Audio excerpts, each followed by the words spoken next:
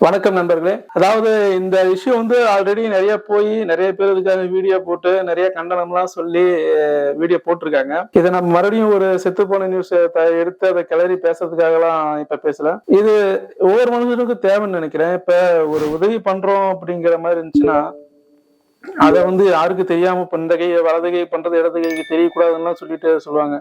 நீ அப்படி கூட வேணாம், உதவி பண்றது எல்லாத்துக்கும் தெரிஞ்ச மாதிரி கூட பண்ணுங்க. ஏன்னா அதை பார்த்துட்டு 4 பேர் உதவி பண்ண வருவாங்க அப்படிங்கிற மாதிரி இருக்கும். இப்ப பாலாலாம் பண்றது நானே ஃபர்ஸ்ட் அது கொஞ்சம் தவறாதான் நினைச்சேன்.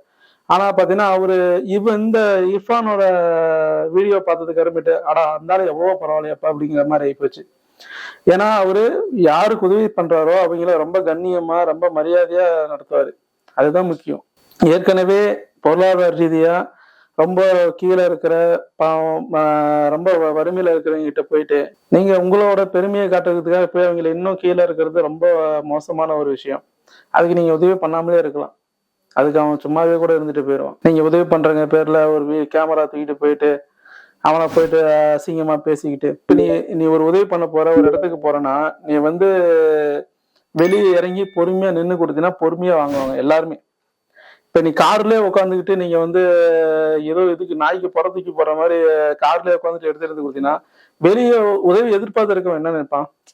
சரி, ஓகே, இதை ஒரு வேலை கம்மியாவே அவங்க இப்ப போற போக்குல காரு டக்குன்னு எடுத்துட்டு போயிட்டாங்கன்னா கொடுத்தது போதும் கிளம்பிட்டாங்கன்னா தீந்திரிச்சுன்னு கிளம்பிட்டாங்கன்னா அப்படிங்கிறதுக்காக சரி எனக்கு வேணுமேனு முன்னாடி போய் வாங்குவோன்ட்டு முந்தி அடிச்சுட்டு வாங்குவாங்க. உண்மையிலேயே ஒரு உதவி பண்ணணும் அப்படின்னு நினைக்கிறேன். எதிர்த்தாப்புல யாருக்கு உதவி பண்ணணும்னு நினைக்கிறீங்களோ அவங்கள ரொம்ப கண்ணியமா ட்ரீட் பண்ணணும்.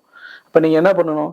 காரை விட்டு இறங்கி கொடுத்துருக்கலாம். காரை விட்டே நீங்க இறங்கி உதவி பண்ண முடியாத அளவுக்கு ஒரு மனநிலையில இருக்கிறவங்க என்னத்தை போய் நீங்க மனசார உதவி பண்ணிட்டு போறீங்க? இப்ப நீங்க உதவி பண்றேன்னு ஒரு முடிவு பண்ணி போயிட்டீங்கன்னா நீங்க டவுன் டு எர்த் நீங்க கீழே இறங்கி போய் செய்யணும். அப்படி இல்லையா உதவியே பண்ணக்கூடாது. நீங்க உங்க சம்பாதிச்ச காசை நீங்களே வச்சு நீங்களே நிம்மதியா சாப்பிட்டு நீங்களே உட்காந்துக்கலாம். உங்களை யாரும் உதவி பண்ணுங்கன்னு சொல்லி யாரும் டார்ச்சர் பண்ண கிடையாது. உதவி பண்றதும் பண்ணாததும் அவங்களோட விருப்பம். பண்ணணும்னு முடிவு பண்ணிட்டா ஆப்போசிட்ல இருக்கிறவங்க ரொம்ப கண்ணியமா ட்ரீட் பண்ணணும். இர்ஃபான் இதை பத்தி கேட்டோம்னா என்ன பண்றாரு? நானும் கீழே இருந்துதான் வந்தேன், நானும் அந்த மாதிரி இருந்துதான் வந்தேன். அந்த மாதிரி இருந்தவன் தான் நீ எப்படி இந்த மாதிரி ட்ரீட் பண்ணுவ? அந்த மாதிரி இருந்தவன் தான் நீ தான் முதல்ல அவங்களோட சூழ்நிலை எப்படி இருக்கும், அவங்களோட நிலைமை எப்படி இருக்குன்னு உனக்கு புரியணும். அதுக்கேற்ற மாதிரி நீ உன்னை அவங்களுக்கு ஈக்குவலா வச்சுட்டு போய் இப்ப உதவி பண்ணுவ. அதை விட்டுட்டு நீ நான் தான் பெரியவங்கிற மாதிரி போயிட்டு பண்ணிட்டு இருக்கிறது எப்படி நீ ஒத்துக்க முடியும்? எதிர்த்தாப்புல நம்ம கேட்கறவங்க இவரு இப்ப இல்ல, இப்ப அதாவது இந்த புது பணக்காரனுக்கு காசு ஆடாத ஆட்ட விடுவாங்க பாத்தீங்களா? அந்த மாதிரி இவர் என்னன்னா கொஞ்சம் நிறைய கான்டாக்ட்ஸ் இவருக்கு கிடைச்சிருச்சு. அரசியல் ரீதியாவோ சினிமா ரீதியாவோ பணக்காரங்க இந்த மாதிரி நிறைய இவருக்கு கான்டாக்ட்ஸ் கிடைச்சிருச்சு. அப்படிங்கிறப்ப இவர் என்னன்னா சாதாரணமா ஒரு தப்பு செஞ்சுட்டு சாதாரணமா ஒரு ட்விட்டர்ல போட்டுட்டு போயிடுறாரு மன்னிப்பு கேட்டு. இவர் சட்டம் எந்த ஆக்ஷனும் இவர் மேல எடுக்கிற மாதிரியே தெரியல. ஆல்ரெடி இதுக்கு முன்னாடி இப்ப சில விஷயங்கள் பண்ணது கூட ரொம்ப சாதாரணமா இவர் வெளியே வந்துடல. இவர் சாதாரணமா ஒரு ட்விட்டர் போட்டு முடிச்சிடுறாரு.